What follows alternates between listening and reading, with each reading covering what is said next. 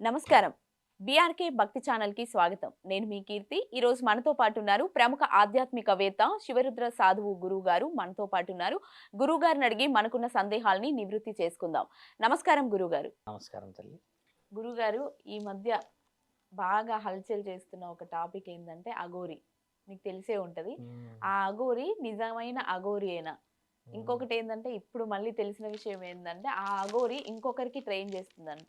First ఈమె అఘోరియేనా? ఈమెనా? ఆయననా? అనేది కూడా చాలా మందికి ఉంది సందేహమైతే. దీని గురించి మీరేమంటారు గురుగారు? వాస్తవం అంటే అఘోరి అంటే అమ్మ అఘోరా అనాలి యాక్చువల్లీ. అఘోరి అనేది స్త్రీ పేరు. అఘోరా అంటే ఏంటంటే అమ్మ హ్మ్. శివుడి 5వ ముఖం నుంచి పుట్టినవాడు అఘోర. హ్మ్. 5వ ముఖం నుంచి. హ్మ్. ఇందులో మీరడిగిన ప్రశ్న ఏందంటే ఆవిడ కొత్తగా ఎవరికో శిక్ష ఇచ్చిందని ఒక మాట. హ్మ్. ఇస్తుందని. ఇస్తుందంట. అసలు ఆమె అఘోరానా కాదా అని మీరు అంటున్న విషయం. అంటే ఆవిడ అఘోరా కాదు అని గతంలో చాలామంది గురువులు చెప్పారు. హ్మ్. ఆమె ఏ అఖాడకు సంబంధించిన వ్యక్తి కాదని చాలామంది చెప్పారు. హ్మ్. ఏదేమి చెప్పినా కూడా మన శాస్త్రంలో ఒక సాధన చేసుకునే హక్కు ఉంది. హ్మ్. నువ్వు ఏ దేవునైనా పూజిస్తావా, ఎలా చేస్తావా, ఏందనేది అడిగే హక్కు అయితే ఇక్కడ లేదు. హ్మ్. అంటే మన ధర్మాన్ని కాపాడుతూ వేరే ధర్మాన్ని గౌరవించడమే సాధువు లక్షణం. హ్మ్. దీనిలో కొంచెం డీప్గా చెప్తే అమ్మ, హ్మ్. ఎల్లూరి శ్రీనివాస్ హ్మ్. ఈ మంచిర్యాల ప్రాంతం వ్యక్తి. వాళ్ళ ఇంటికి నేను కూడా వెళ్ళిన. హ్మ్. ఆ మధ్య అప్పుడు ఆత్మాహుతి చేసుకుంటాము అని అంటే చేస్తే నేను వెళ్ళిన ఆత్మాహుతికి. హ్మ్. ఆత్మాహుతి అయినప్పుడు చాలా వివరణ జరిగింది. హ్మ్. దుస్తులు వేసుకోవాలని చెప్పిన నేను. హ్మ్. దుస్తులు వేసుకొని చేయాలంటే తర్వాత దుస్తులు వేసుకున్నారు. హ్మ్. తర్వాత ఎన్నో గొప్ప పనులు చేసుకొచ్చారు. ఎందరితో కలిశారు అని కొన్ని వీడియోస్ చూసాం. హ్మ్. మంగళగిరిలో అరెస్ట్ అయ్యింది చూసాము.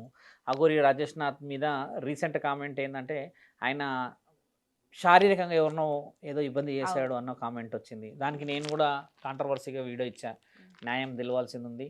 ఎవరో ఏదో రుజువు కావాల్సి ఉందని కొన్ని విషయం చెప్పాము. హ్మ్. ఒక విషయం ఏంటంటమ్మా, హ్మ్. పట్టభద్రుడైన ఒక ఉపాధ్యాయుడే హ్మ్.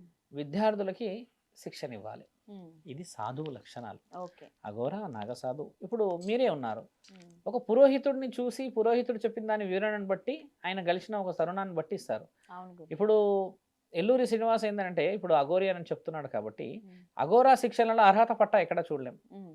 ఒక విషయం. హ్మ్. రెండవది ఇప్పుడు నువ్వు శిక్ష ఇవ్వడానికి నీకు కార్లో శిక్షలు ఇస్తావు.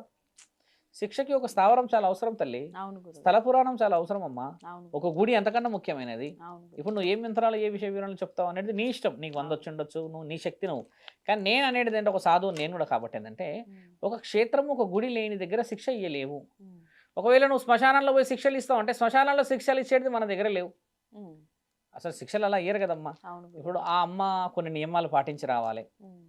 నిబంధనలను పాటించి రావాల్సొస్తది. హ్మ్. కుటుంబాన్ని వదిలిపెట్టి రావాల్సొస్తది. అవును. గౌరవాలను కోల్పోవాల్సొస్తది. మర్యాదలని కోల్పోవాల్సొస్తది. ఇవన్నీ తీసుకున్న తర్వాతనే ఒక శిక్ష ఇస్తాం. హ్మ్. ఇవన్నిటికి మించి భిక్షాటన చేయగలిగిన వాళ్ళే ఈ అఘోర శిక్ష తీసుకోగలరు. హ్మ్. భిక్ష చేయగలమా? హ్మ్. స్నేహితుని రూ. 500 అడగడానికనే మొహమాట పడతారు అవును. చాలామంది. అవును గురుగారు. అడుగుతుండొచ్చు. హ్మ్. వెన్నుపోటు 100 పొడుస్తాం కానీ అవును. డైరెక్ట్‌గా ఒక ఇంటి ముందు నించొని భిక్ష ఎయ్యండి అని అవును. అడగలేం. అవును గురుగారు. అలాంటిది అఘోరా మొదటి లక్షణం కూడా అమ్మ భిక్షాటన చేయడం. హ్మ్.